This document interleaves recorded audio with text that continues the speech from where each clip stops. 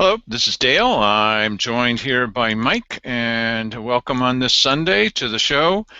I want to be sure that everybody knows that Mike has all kinds of opinions about stuff which he shares with us, and though it seems sometimes I do a lot of the talking, Mike's got something that's kind of bugging him today, and he wanted to share it with us. So take it, Mike. What do you got to say there, bud? Yeah, well, was cruising around Facebook here on a Sunday afternoon, and something pops up in front of me. One of my friends has posted a petition that we should all get behind, and it has to do with the old Chet's nursery location. Well, um, Chet has retired, and he's moving to Brookings, and he's going to retire down there, and apparently the place has been sold or is in the process of being sold. And the prospective new tenant in this location is going to be a Napa Auto Parts.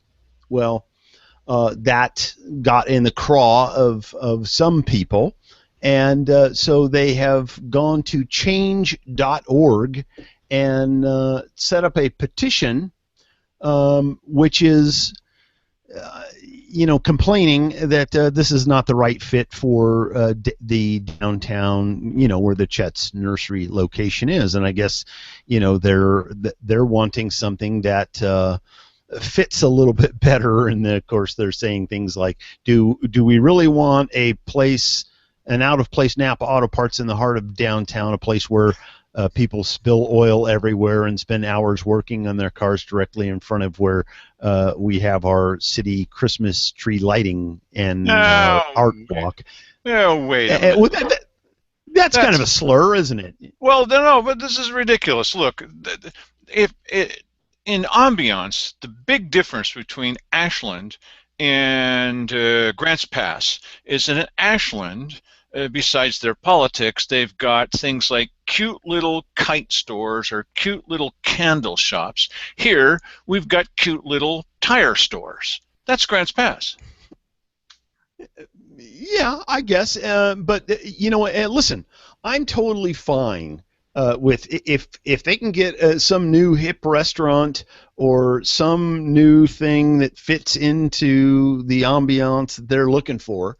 I'm totally fine with it. However, there's a couple of things that are required for that. If you want such a thing, either you have to get lucky and have somebody else have the same idea you had and go down there and lay their money down on the great roulette wheel of life and open said business, and or you and your friends could all throw your money in a bucket and go down there and buy the place and choose to do what it is that you care to do with it. And I think that we've gotten too far off into this world where people who may not even be paying property tax anywhere are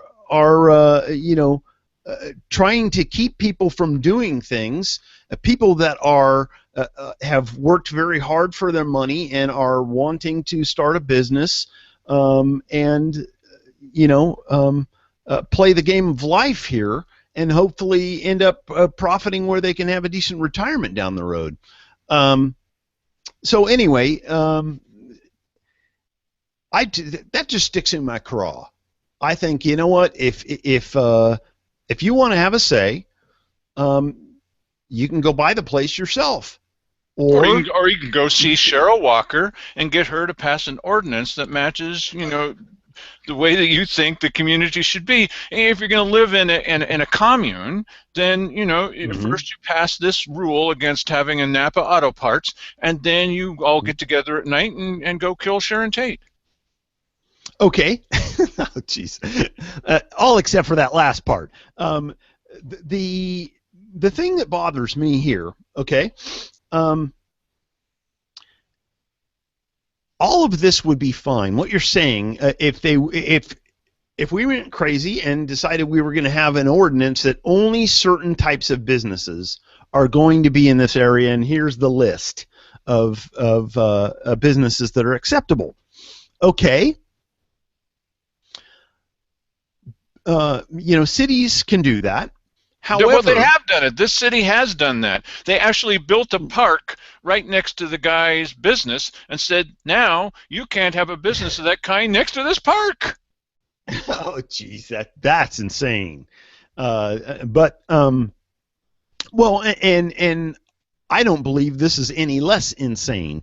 That um, as I said, all of that would be fine if that happened before this guy already had the idea to do this. It's only now that he's announcing, hey, I'm going to put this Napa Auto Parts place here, that people are going, oh my God, oh, you can't do that. Well, the time to object or the time to come up with something else is before somebody else has dumped $100,000 into the planning and building of this whole setup.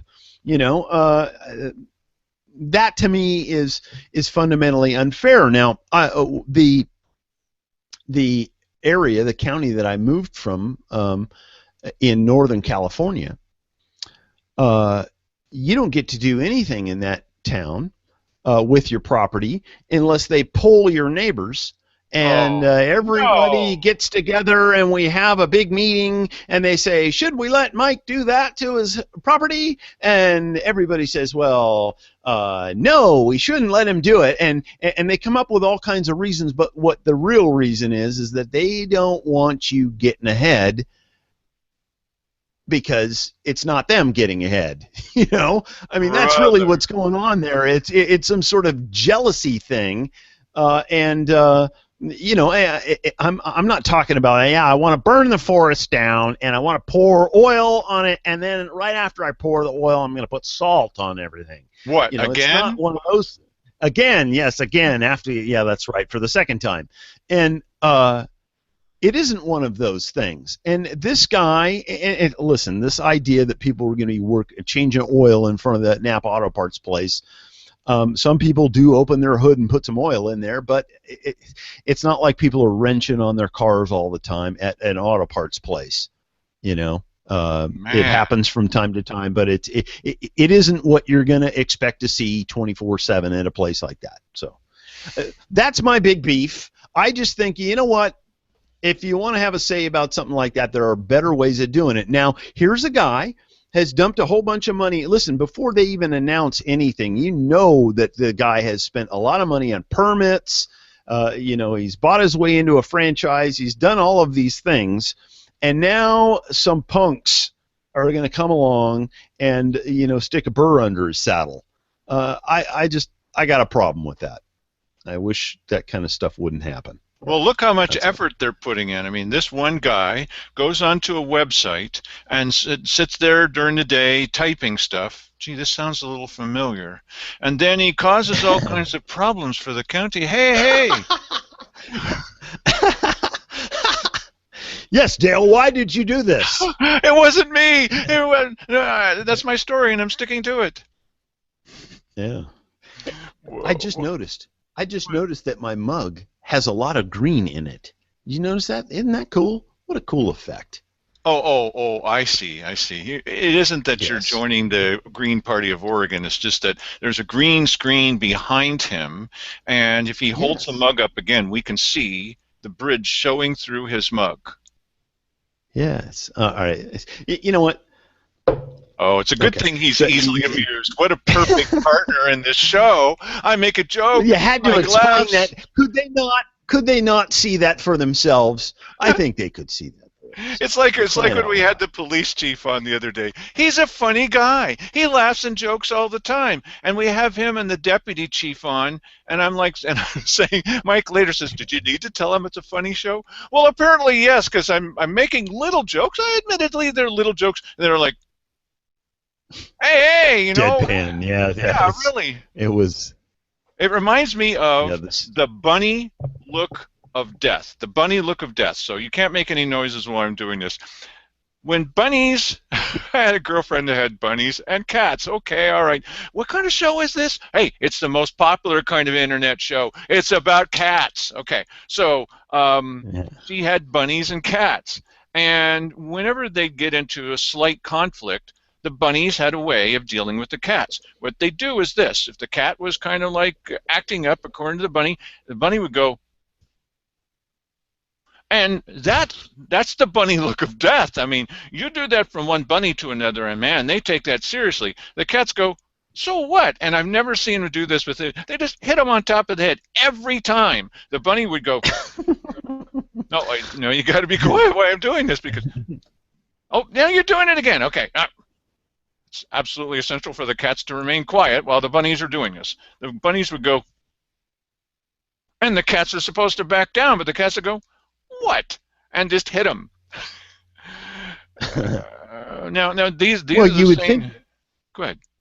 You'd think that'd be a one shot operation. I mean, once you did the bunny look of death and got a swat, you would think, okay, well, that's enough of that. Oh, well, would they learn the same lessons the commissioners learned and SOS learns? If it doesn't work the first time, why, it's going to work the 10th time for sure. Right. This time's different. Yeah. Oh, it's totally different. It's totally different, Mike. Get with the program. This is totally different. Okay, so over my shoulder is the Times of London.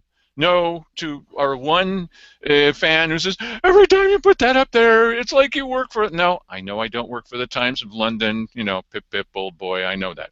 And then over this one is a local loon. Anyway, so the sound of Big Ben in the Times of London is dun dun dun dun dun dun dun dun dong dong. This sound over here is anyway. Those are my sound effects for the day. Sorry, I won't do that again. And so Mike has a little sound effect, and this is going to be explained to you in a minute. Just would you wait? He's going to play a little sound effect for you. Go ahead with that bean footage there, buddy. Well, you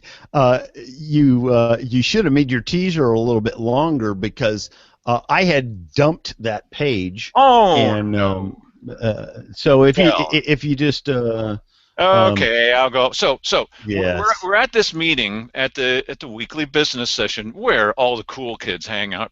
I'm there. You say thank you to me, so don't tease me about going. All right, so I'm there at the weekly business session, and a guy gets up to make a presentation. Well, this has been officially approved by the county commissioners, and his presentation is how they're going to have the Right to Life March. Well, say whatever you like, pro or con or whatever. The guy was there making his presentation. And what he wants to do during his presentation, he's talking about all the people that were lost, all the human beings, you know, and every fetus is a human being, fully viable outside the womb. Don't get me started.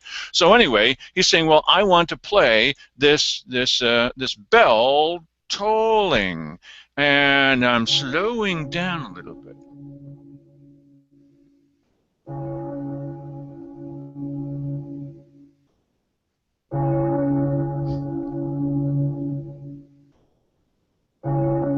Okay.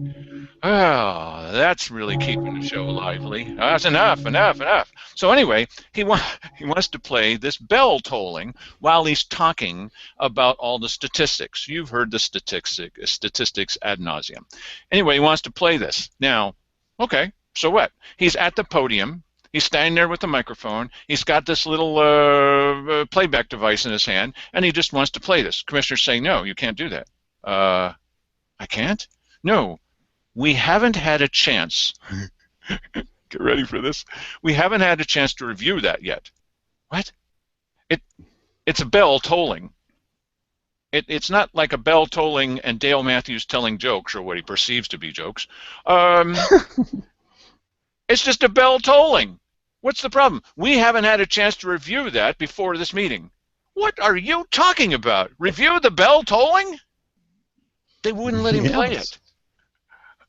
They wouldn't let him play the bell tolling. Now, where the heck did this come from? Well, I'll tell you where. Back when, rolling the Wayback Machine here a little bit, so I'm at a meeting, and Dwight Ellis is the chair of the Board of County Commissioners. And at that time, by the way, they were saying, this is the best Board of County Commissioners we've ever had in 20 years. This was something just a couple of days ago that Cheryl said about herself and her fellow board members. The best ones in 20 years. Anyway, they were convinced that they were the best. And I got up to talk about what one of the commissioners had said at the previous meeting. It was a week ago. And Dwight Ellis stopped me. He says, I will not allow you to repeat what we said at last week's meeting. What? I'm simply quoting from you. I'm not going to repeat the entire hour-and-a-half meeting. I'm just going to quote. No, I will not let you quote from last week's meeting. Since when is this a rule? Really? Since I said some incriminating things at last week's meeting. You think? Okay, all right. So I got another. I'm just guessing. Yeah, no, we haven't had a chance to review that. What? This is time for the public. We're supposed to get up and talk about whatever we want to talk about: chemtrails, black helicopters, miscreant commissioners, drunk driving, anything we want to talk about. Oh no, I can't. So another one happened then. Sandy Casanelli was a commissioner. She was in her office with the door closed, talking to a constituent. I'm in the back room kind of packing up my stuff and getting ready to go, and I guess I'm being quiet because Dave Toller walks into the room. This is Dave Toller walking into the room. Good pantomime, huh?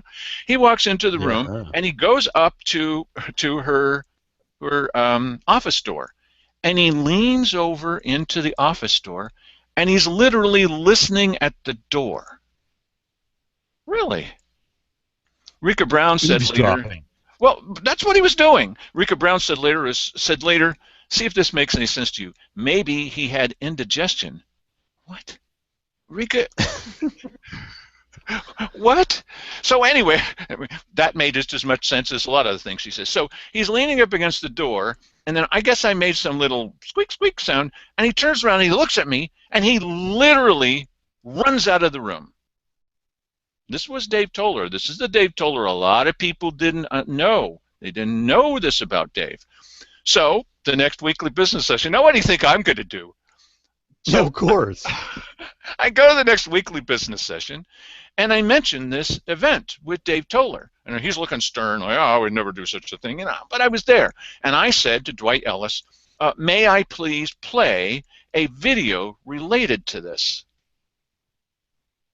And Dwight Ellis, this master of strategy, says, no, I will not allow you to play that video. And I said, but why?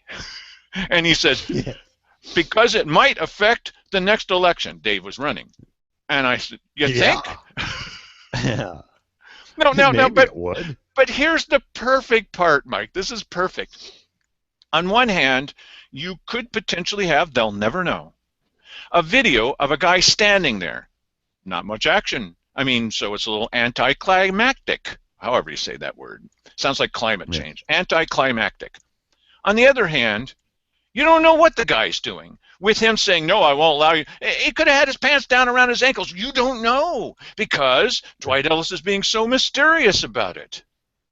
Well, that's much better than showing some video of some guy leaning up against a door. Yeah. Is this entertaining to you? Seeing me like this, is this entertaining? No, and it's not alarming either, except if you think there's something wrong with me, and you're right.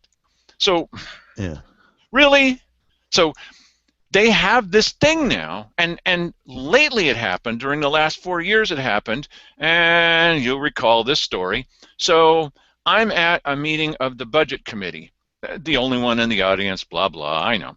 And so you're paying me to be there. No, wait, no, you're not. Hey, where's my paycheck? So I say, well, now, wait a minute, before you adjourn, because they're all agreeing, oh, we've really looked at everything. I says, no, wait a minute. One of your members on this committee is a county commissioner. It's Simon Hare, and he said that the sheriff has been padding his budget. You're the budget committee. Do you care to hear the details from the commissioner that's going to explain to us all what he meant by that? And there's this, like, you could hear a pin drop. Everyone's like quiet, like, oh no, this guy's actually bringing up something that had to do with the budget. How are we going to answer this? Because we don't want to look at anything like this. And Simon Hare breaks the silence by saying, I never said such a thing. I said, I have the tape. What do you mean you never said such? Of course you. Why would I bring this up? I mean, you know. Yeah, well, go ahead. I'm just amazed that somebody would do that, knowing that you were there and had a video. I mean, they're setting up the next video on BadCounty.com. Why would you do that? I mean, you would think as a commissioner, you'd have a list of things not to do, and among them would be provoke Dale to show videotape of something that I did. It's great footage because I would think that'd be pretty high on the list. You got him saying, "I never said this," and then you've got the video of him saying that. Every time they do that, I go, "Oh, thank you, thank you, thank you. What a great..." And this is why I get in trouble with this person who says, "That's just the world's most terrible thing." No, it's not. I don't need to do anything. You're going to blow it on your own. If this is a comedy show, it's a comedy because of what you say. Go ahead. Yes, and if BadCounty.com is a tragedy, it is a tragedy for them, because can you imagine your future, your ambitious political career, which I kind of assume that Simon has one of those. Oh yeah. And so in the future, as he's running for United States Senator from the state of Oregon, there's going to be all these videos hanging out on the internet that people will be able to, I'll just Google Simon Hare, and there's going to be a list of hundreds of videos. He's never going to be able to escape it without, bombing YouTube or something.